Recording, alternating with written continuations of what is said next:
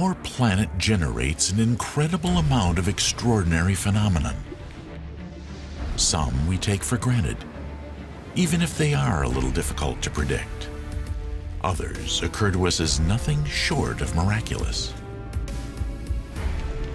Often, these are events in places seldom seen by people.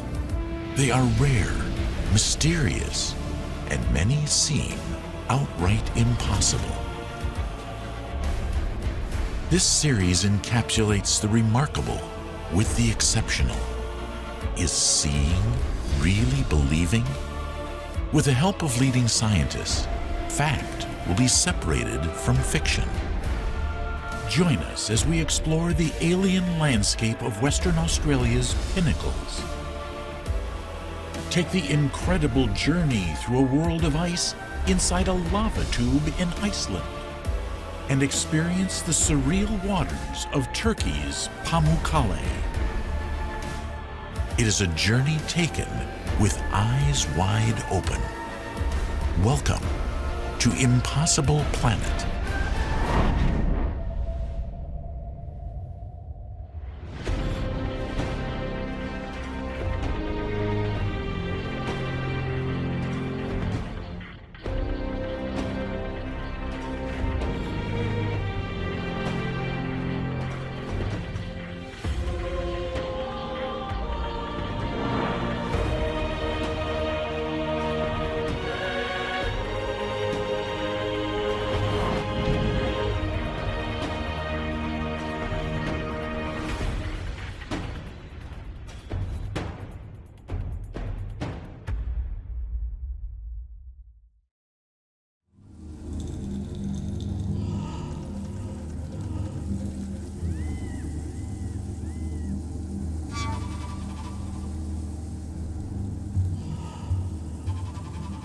At first appearance, this arid environment may feel as though you've entered an alien planet. Stretching as far as the eye can see, stand eerie monoliths, mysteriously monumental against the desert backdrop.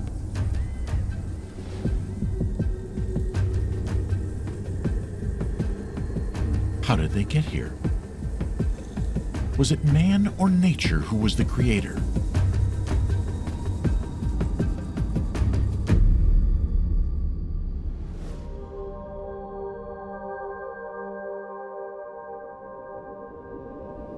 "200 kilometers north of the city of Perth in Western Australia is Nambong National Park.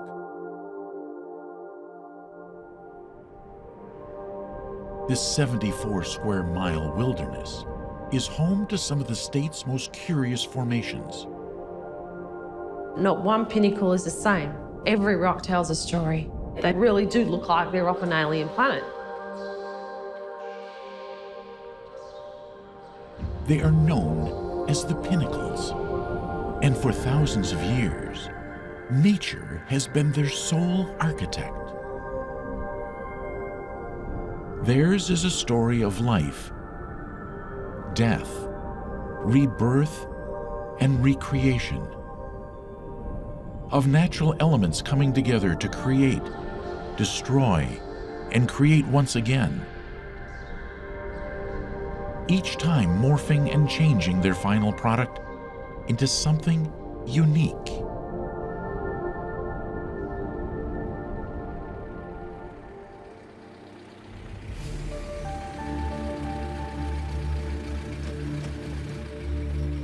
Tyson Isles is a ranger at the national park who knows the area and its rich history from the roots up.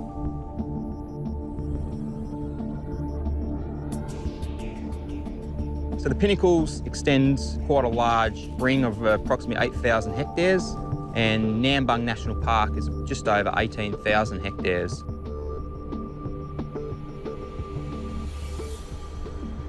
These formations, ranging from a few centimeters to up to around 5 meters, have perplexed people for decades.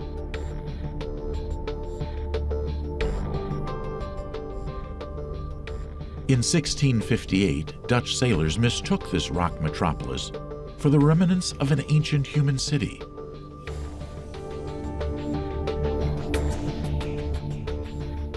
The next known recorded mention of them wasn't until 1820, when navigator Philip Parker King mentioned the Pinnacles Desert in his journal. And then they remained relatively unknown until the late 1960s, when the site was established as a national park.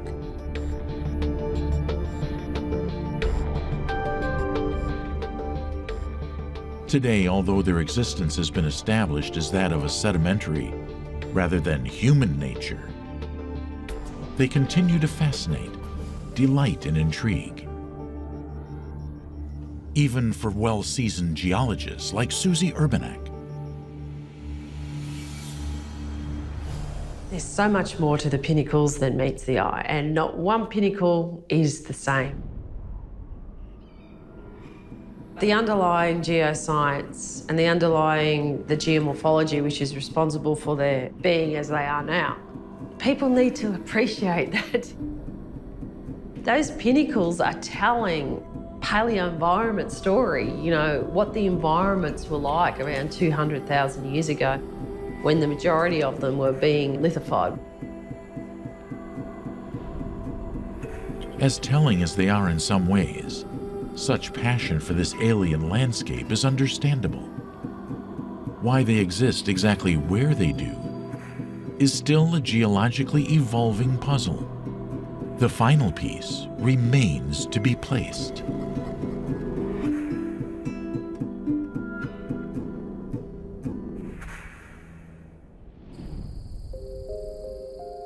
What has been established is how they were created.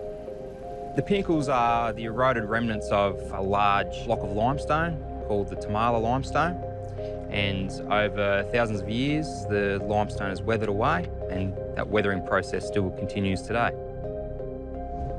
They've been exposed because, particularly for that region, there's a lot of wind at the moment, which is removing the loose sediment around them. And so what remains behind is the more resistant, cylindrical-looking things that really do look like they're off an alien planet. How is it possible that these structures, constantly at the mercy of the elements, can still be standing so many centuries later? And why do they exist exactly where they do, and not all along the coast? So what you see today is the remnants of organisms that once lived in an ancient ocean, approximately 200,000 years ago, and that ocean was rich in life and especially abundant in animals that built their bodies from calcium carbonate, such as extensive coral reef systems and small microorganisms. These microorganisms existed happily enough until around 80,000 years ago, where there was a significant glaciation event. As the waters froze, sea levels dropped, and these once sea-dwelling organisms were uncovered. Exposed to the elements, they perished, their bodies breaking down, dissolving, and turning to sand. Strong winds then took over, blowing it ashore, creating monolithic sand dunes over 200 meters high. These particular limestone pillars, yes, they were created by a receding ocean, but it was the process of them being blown on shore, which is a different process called an aeolian deposit. So instead of laying flat and then all the calcium carbonate precipitating out onto a floor, that floor was actually highly weathered and turned to sand and blown onto shore at the same time, which makes it a different sort of limestone deposit. Water then played a significant role again. This time, however, it also brought with it new life. There were sand dunes, and then there was a period of increased rainfall, so the sand dunes got vegetated, and vegetated really by quite significant trees. It's also thought that one of the reasons why the Pinnacles are quite large in this area is it's thought that there was quite a large forest here, and in particular a special type of tree occurred here called the chewit. So those chewits would have had quite large extensive root systems, and they would have found any weak spot in the limestone crack the limestone, dissolve the weakest parts. These roots acted as conduits, assisting calcium carbonate deposits to penetrate the limestone, enabling them to form strong channels. Basically the process of slightly acidic water, so rainwater and water that seeps through humus layers created by the plant material, helps dissolve the calcium carbonate. That calcium carbonate precipitates out and turns to limestone. And then the constant focusing of the root systems help create a calcrete capping on top of these limestone pinnacles, which made them very, very hard and resistant to weathering. This is our best example here in the park. So this particular section has just been completely taken away. So the tree roots would have been coming through here, and although some of the tree roots are missing, you can see where they would have joined down to here. And if you have a really close look, you can actually see the vessels that would have carried the water and the sugars up into the leaves of the tree to help it respire. So these areas became foci of calcium carbonate, concentrated calcium carbonate solutions, so therefore increasing a cylindrical layer that remained more resistant.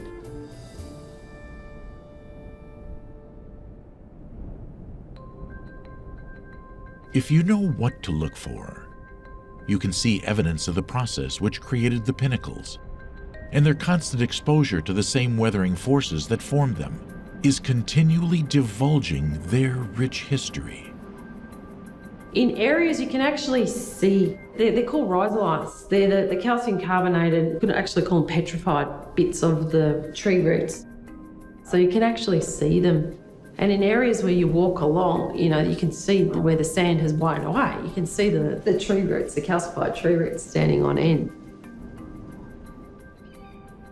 Much more obvious to even the untrained eye is the water from which these magnificent formations once came. A contrast to the yellow hot desert sand of the national park. The cooling blues of the Indian Ocean are visible just a few kilometers away.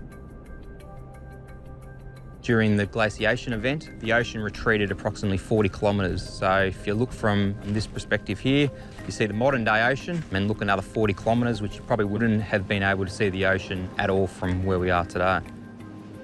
The close proximity to the sea is a somewhat bizarre reminder of where this desert came from and what it once would have looked like.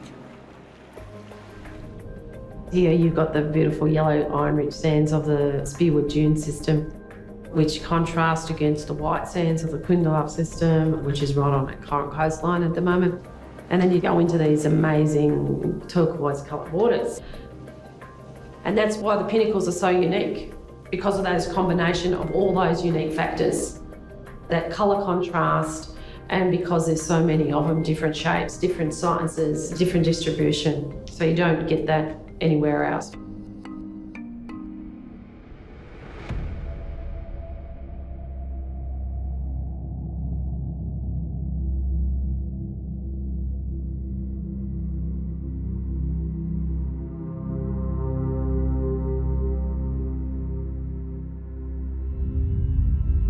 With this in mind, a closer inspection of these formations and their myriad of markings gives a true appreciation of the many elements and forces that have come together to form them.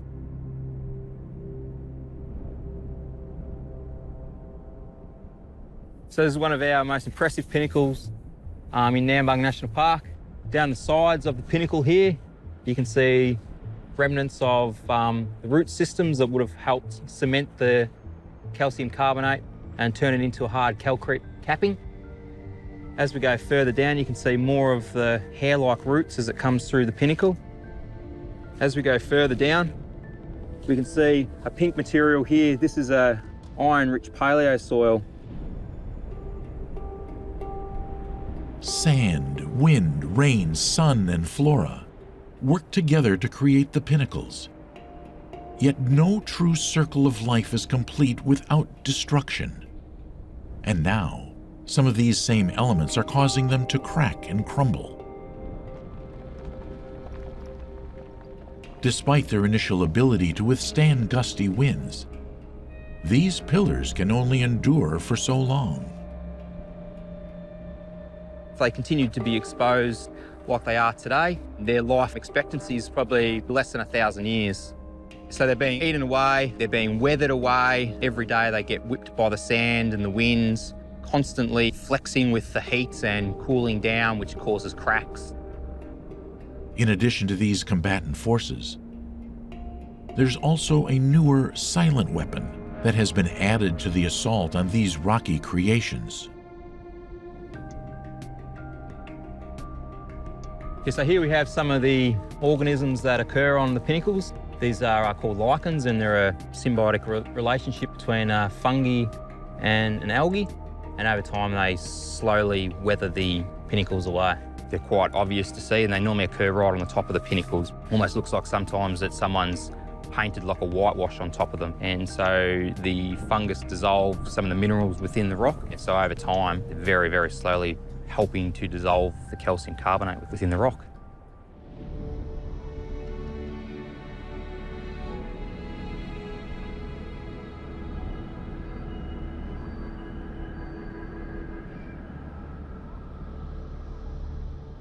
Fortunately, hiding away, kept safe from the raw elements, the changing sands cover and uncover the unique forms every day.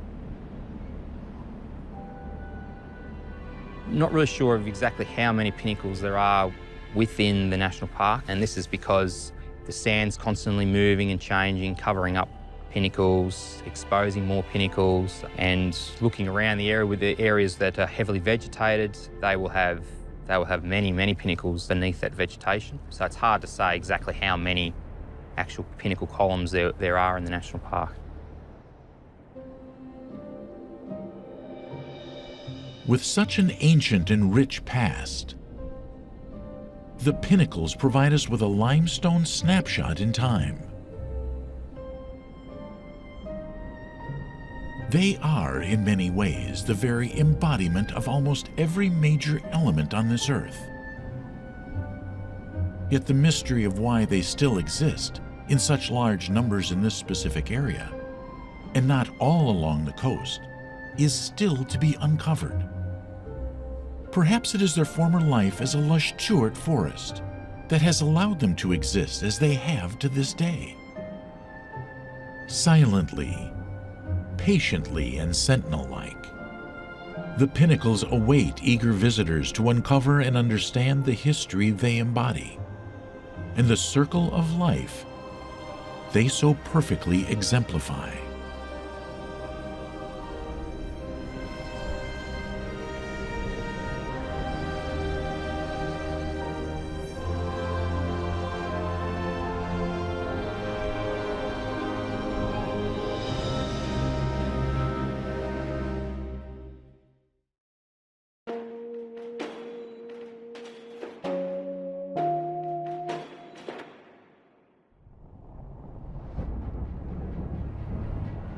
At first appearance, this landscape can appear desolate, foreboding, unyielding.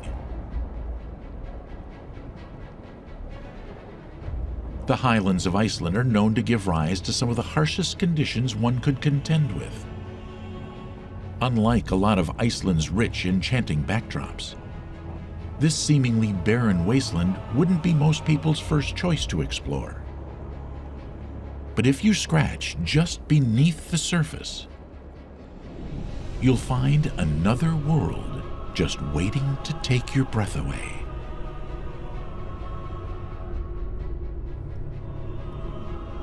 It's the quintessential fire and ice combination. With the lava, we have a lot of fire, and the ice is just everywhere.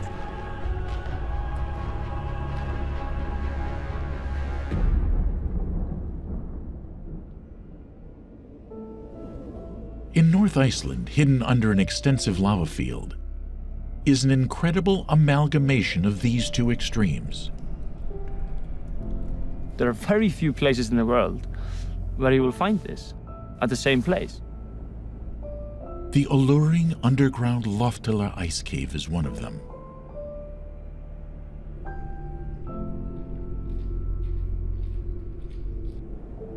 Iceland's extreme ranges and landscape seem like an impossible contradiction.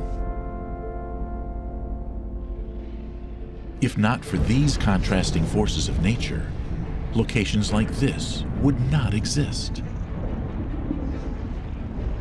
Because it's Iceland, they're covered in ice and snow and glaciers, sometimes several hundred meters thick, maybe up to a kilometer. And that means that you could be standing on a volcano, but you just don't know because you're standing on ice, and there's a kilometer down before you can even find a volcano. It's no wonder that this extraordinary lava cave remained a mystery for so long. Loftila, which translates to air cave, was only discovered relatively recently.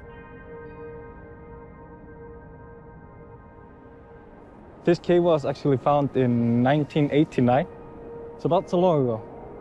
And it was found by airplane in the air. It's that environmental opposition that has given this island some of the most breathtaking natural phenomena in the world.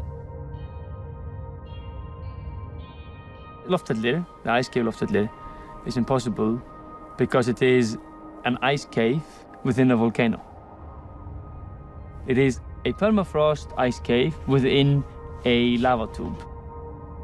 I think that's as impossible as it can get. To my knowledge, this is the only cave in Iceland that has permafrost and beautiful ice sculpture and ice method you can take a look at. And one of 4 caves that you can explore in Iceland.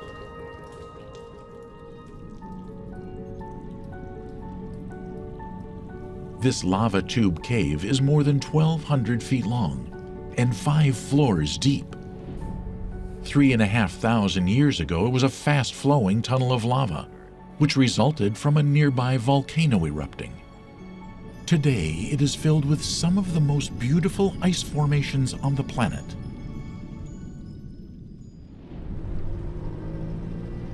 Getting to Loftila is a challenging task, as it is surrounded by miles of craggy lava fields that were formed thousands of years ago.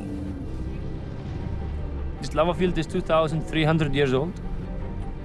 It came from the mountains and hills behind us. 2,300 years ago, this lava field flooded down to what was wetlands here before. And the interaction between the water in the wetlands and the magma from the fissure eruption formed the spectacular lava formations. Following the drive, visitors must hike across the immense lava fields, don the correct protective equipment, and begin the descent underground. So now we are at the mouth of the cave. So right here, this is the entrance of the cave, which is around 370 meters long.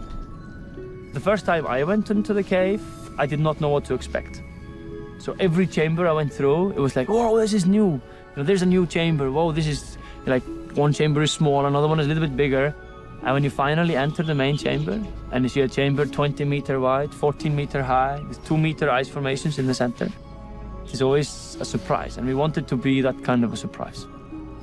My favorite is to take children through the cave, because they still have this kind of element of exploration and excitement. Yeah, it's like medicine for the brain. How on earth could such an incredible passageway, secret for so long, exist? 3,500 years ago, a volcanic eruption created tunnels of hot flowing lava. So the lava was actually coming from there, down here, and just flowing through. And this is what was left of it. So one thing you can see quite a lot of in Iceland and Hawaii, other kind of similar volcanic settings where you erupt this quite runny lava called basalt. The lava can start flowing, it cools down quite quickly. You can see on from the images on television that you get this darker area, which is a crust forming. The crust can form quite quickly because the lava is in contact with cold air. It becomes rigid and at least an inch thick. But what that does, that's like a lagging on a pipe. It kind of insulates the rest of the flow. So underneath the crust, you can have hot lava moving at speed, and the lava starts to heat up because the heat can't escape to the air, and it actually moves faster and faster. So you can drain out the lava from under the crust, and then what you're left behind with is what's called a lava tube. To get the incredible crystal-like structures that have formed within is another process entirely. If not for this lava cave's unique position, these two processes may never have collided. The temperatures in northern Iceland can drop to as low as -20 degrees Fahrenheit. As a result, the rock is always below freezing temperatures. This extremely cold rock is called permafrost. This phenomenon is known an ice cave, which is it's basically a permafrost within the lava tube. The permafrost is provided. We could say it's the lack of airflow, but it's also the airflow itself. So this is the icicles. So this is water coming through the lava field from above and dripping down here and freezing. So this ice here, it will melt away, but the ice inside is going to stay over the summertime. Approaching the cave opening, it's possible to feel the cool air emanating from inside. So you can also feel this breeze coming toward us. This is actually the cave breathing, which means he's still cooling down, still cold. It takes almost 2 months for the interior of the cave to feel the effects of the temperature outside. When the air inside the cave eventually heats up later in the season, the airflow reverses. The cave draws in warm air instead of breathing out cold air. The opening is very narrow, and the floor is blanketed with ice. Maneuvering through the delicate and often tight formations involves a combination of crawling and sliding. But it's a journey well worth it. Once inside, a frozen wonderland filled with incredible ice formations awaits. I love visiting this cave because it surprises me every single time. I have a rule. I find something new I have not seen before every time, and that has never failed. From the roof of the cave, curtains of crystal clear ice reaches down, pointing to the ground below. The rock they cling to is a reddish color, due to the iron oxide from the lava that once flowed through. On the roof, on the top, you can see some sparkles. That is actually just ice crystals because it's permafrost, so everything around is frozen. The floor is a mat of ice that experts estimate is around 10 meters thick.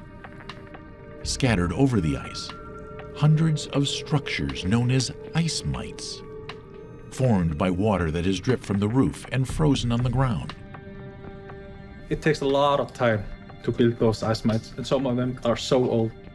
We cannot say exactly how old they are. In the last 7 years, we have seen like one ice mite grow up around 2 centimeters, maybe 3 centimeters. I've been going through the cave very regularly for the last 7 years. I count my cave trips, and if my counting is correct, it's 346 trips now. And I've been watching icicles that were this big when I first came to the cave, and that are that big now. The ice formations inside the heart of the cave are much older than those towards the entrance, as they don't have a chance to melt. As the cold air travels into the cave, it slowly starts to freeze the cave. And as it becomes below zero, it stops the drops in the cave and you stop the buildup of ice. As it's all frozen, the cave starts to just basically cool down and cool down. Then when the melting season starts, those drops come into the already cold cave and freeze and build up. And then middle of summer, the ice will start to melt again. There's always a little bit more ice that builds up than melts. This buildup of ice is slowly affecting the lifespan of the cave. As the ice builds up, there is less space for the airflow to go in. Theoretically, in the end, it will completely build up, stop the airflow, and when that happens, there is no air to cool the cave. Over the past several years, the rate of ice buildup has increased so significantly, experts are concerned the cave will completely freeze up sooner than they initially predicted. Over what kind of time scale we're looking at for the lifetime of the cave? If you would have asked me 5 years ago, I would have said 1,000 years. Right now, we've seen how one chamber of the cave builds up a lot faster than another chamber of the cave. I'd say we could be looking at between 20 to 100. If it melts, I don't know. The main reason why I think people should take a look at this area, these beautiful places, because this is maybe something you will not be able to discover in the future, because how things are going right now is that the ice is building up and closing the cave. And maybe at that time we will not be able to see this cave again.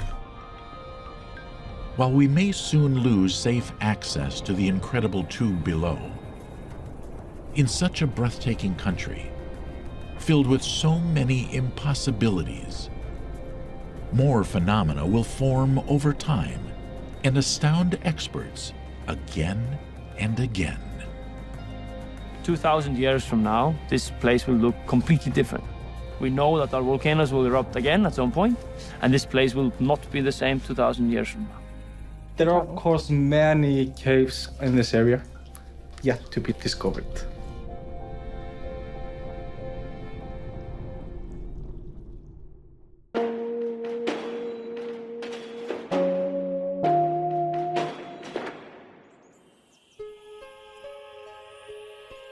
Take a moment. Step away from the hustle and bustle of 21st century life.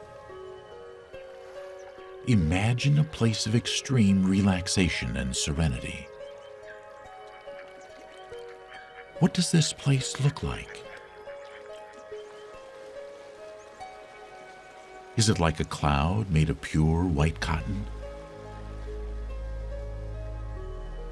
Does it have cascading waterfalls and hot pools that look like a cake iced in ivory fondant? Are these pools and waterfalls filled with brilliant turquoise blue waters, just the right temperature to bathe in, soothing for aching bones, and washing away your stresses? Now imagine such a place existed.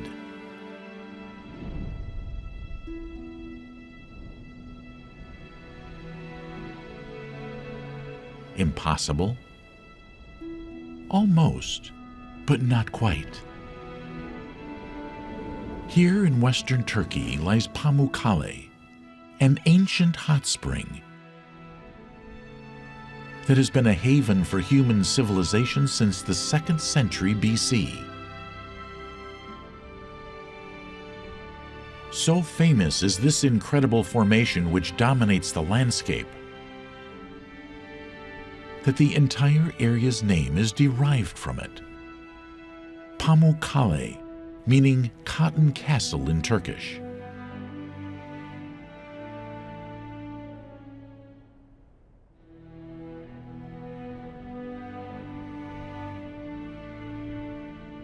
But there is a reason such cotton castles often only exist within our mind's eye.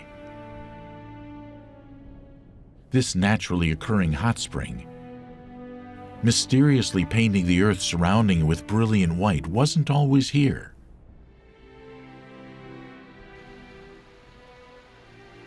And the number of natural forces that had to come together over the course of millions and millions of years to produce this stunning location is a feat within itself.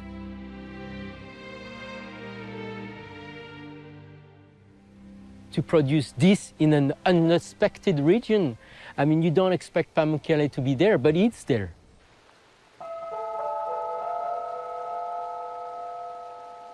Of course, this magnificent formation is not actually made of fluffy, ephemeral cotton.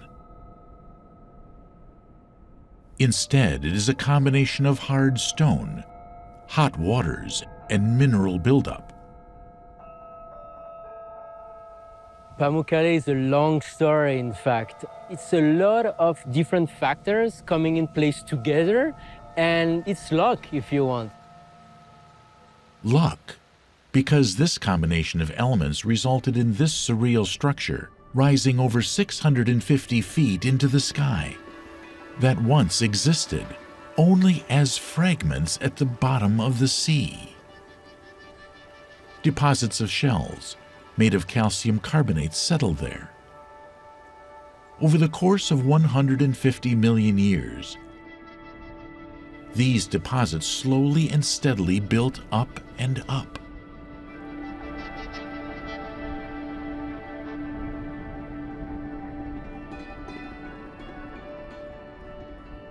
Slowly but surely, the landscape was changing from deep within.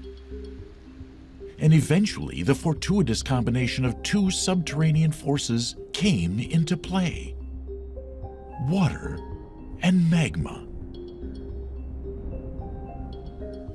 It's an hydrothermal system. Hydrothermal means there's hot water.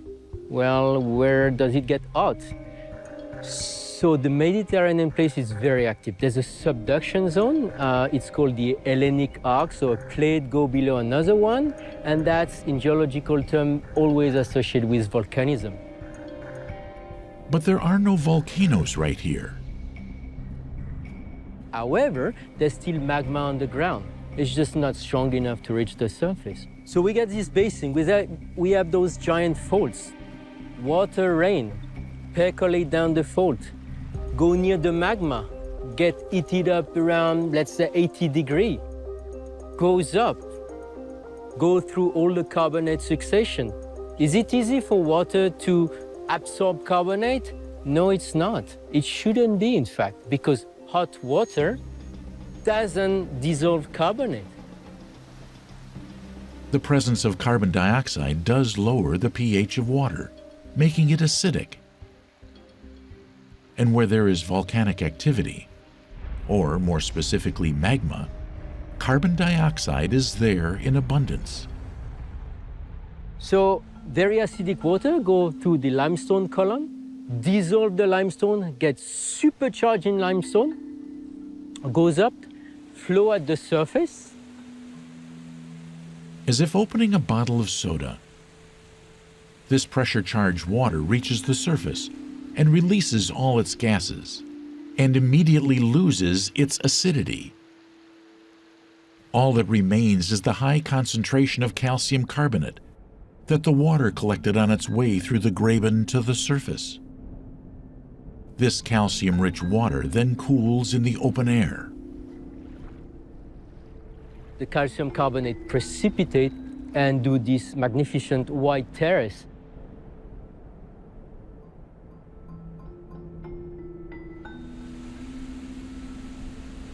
As the calcium carbonate-rich water flowed down the 650-foot-high hillside, it formed a series of 17 clamshell-like basins, each made from travertine, a type of limestone commonly found in the areas surrounding hot springs.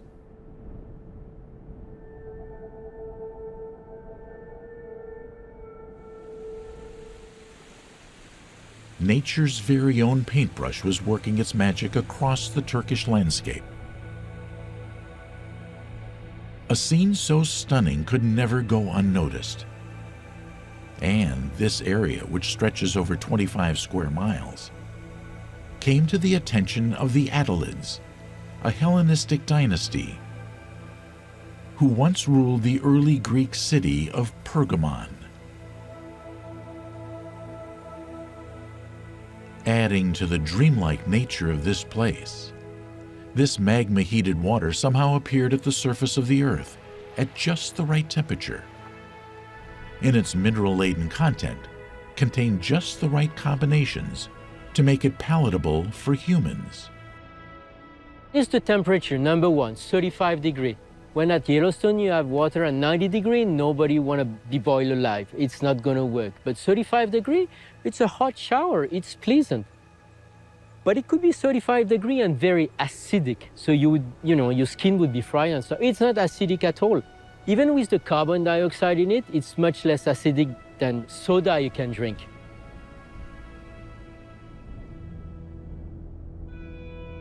Drawn in by the unreal cliffside and testing the stunning mineral-rich waters, the Adalids established Hierapolis, an ancient metropolis of baths, spas, temples, and monuments. You can see very beautiful Hellenistic, or I would say Greco-Roman style antique theater. You can see the columns, which are on the side of a beautiful road.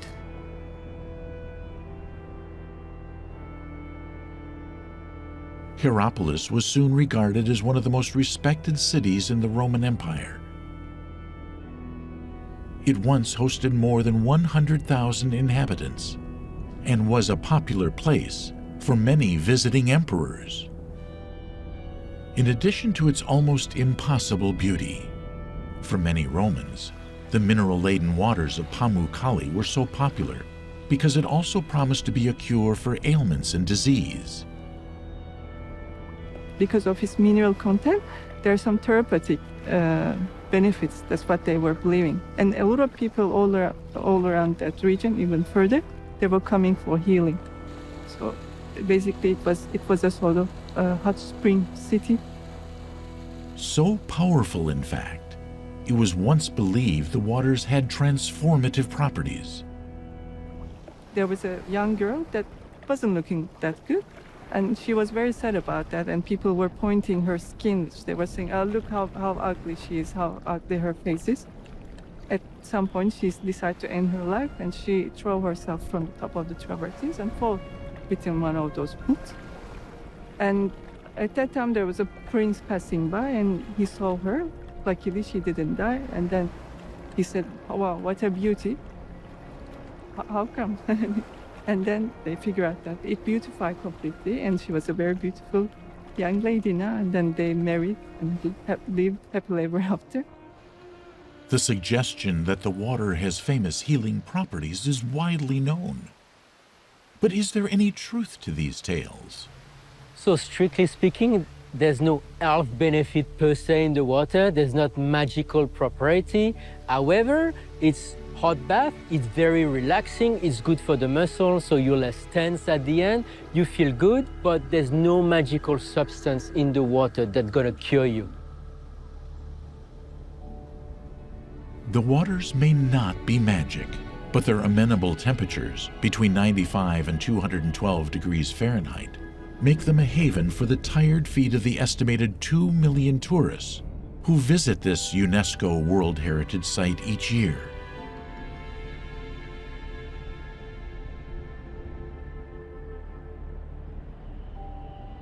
Should you need any further convincing of the wonderment of this place, at the base of Pamukkale's travertine terraces, the water feeds into yet another pool, this one filled with more of the remains of the ancient Roman baths. And legend has it that Cleopatra herself once bathed here. Extensive parts of bathhouses, fountains, and a large amphitheater can be explored.